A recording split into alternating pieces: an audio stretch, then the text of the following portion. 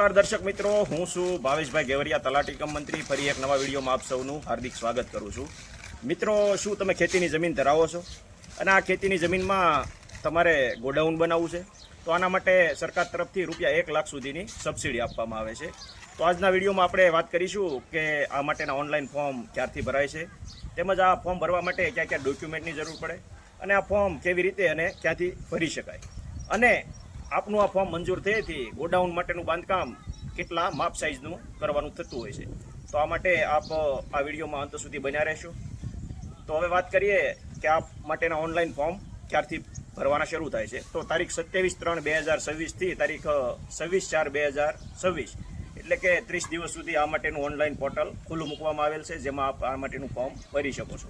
અને વાત કરીએ કે આમાં ક્યાં ક્યાં ડોક્યુમેન્ટની જરૂર પડે, તો આ માટે જે તે ખેડૂતના 7/12, તેમની બેંક પાસબુકની નકલ અથવા તો કેન્સલ ચેક, તેમના આધાર કાર્ડની નકલ અને એક મોબાઈલ નંબર કે જે ચાલુ હાલતમાં હોય, આટલા ડોક્યુમેન્ટ એકઠા કરી અને આપ આપના ગામના વીસી એટલે કે કોમ્પ્યુટર ઓપરેટર અથવા તો નજીકના કોઈ સાયબર કાફે હોય ત્યાં જઈ ને આ માટેનું ઓનલાઈન ફોર્મ ભરી શકો છો. અથવા જો આપ અથવા આપના સંતાનો ટેકનોલોજી બાબતે માહિતી ધરાવતા હોય તો આપ જાતે પણ આ ખેડૂત 2.0 પોર્ટલ પર આ માટેનું ફોર્મ ભરી શકો છો. હવે વાત કરીએ કે આ ફોર્મ આપનું મંજૂર થયેથી આપ આનું બાંધકામ કેવી રીતે કરો. તો સૌપ્રથમ આપનું આ ફોર્મ મંજૂર થયેથી આપના ગામના ગ્રામસેવક દ્વારા આપને પૂર્વ મંજૂરીનો એક લેટર આપવામાં આવશે.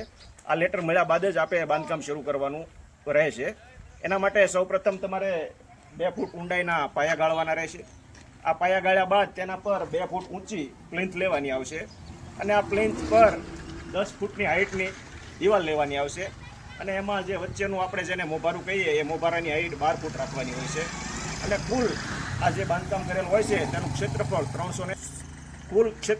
330 ચોરસ ફૂટનું કરવાનું રહેતું હોય છે. તેમજ જે આપ ગોડાઉન બાંધકામ કરો છો તેમાં તળિયામાં પીસીસી એટલે કે કોબુ ફરજિયાત ભરવાનું હોય છે. તેમજ એક દરવાજો અને એક બારી, એક દરવાજો અને એક બારી એ બનાવવું ફરજિયાત છે. ગોડાઉન માટેનો પૂર્વ મંજૂરીનો હુકમ આપને મળે ત્યારે સૌપ્રથમ આપણે જે જગ્યાએ ગોડાઉન બનાવવાનું હોય તે ખુલ્લી જગ્યાનો જે તે લાભાર્થી સાથેનો લોકેશનવાળો ફોટો પાડવાનો રહેશે.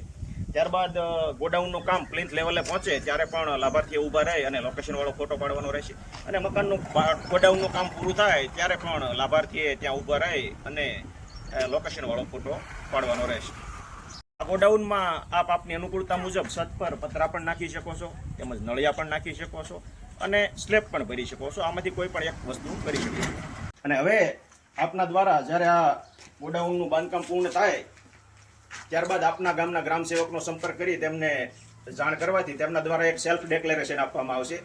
આ ફોર્મમાં સંપૂર્ણ વિગત ભરી અને તેમને જમા કરાવવાથી ખેતીવાડી અધિકારી શ્રી દ્વારા આપના ગોડાઉનની સ્થળ મુલાકાત લઈ અને આ અંગેની જરૂરી કાર્યવાહી કરી અને જે ગોડાઉન બનાવવા માટે આપના દ્વારા થયેલ ખર્ચના 50% અથવા તો રૂપિયા 1 લાખ આ બંનેમાંથી જે ઓછું હશે તે રકમ આપના ખાતામાં સીધી જમા કરવામાં આવશે. તો મિત્રો, આ વિડીયો આપને ગમ્યો હોય અને બીજા લોકો આનો ઉપયોગ કરી શકે, લાભ લઈ શકે એ માટે આ વિડીયોને લાઇક કરજો, શેર કરજો.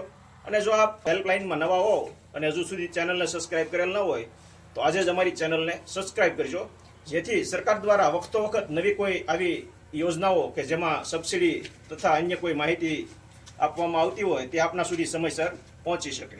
આભાર.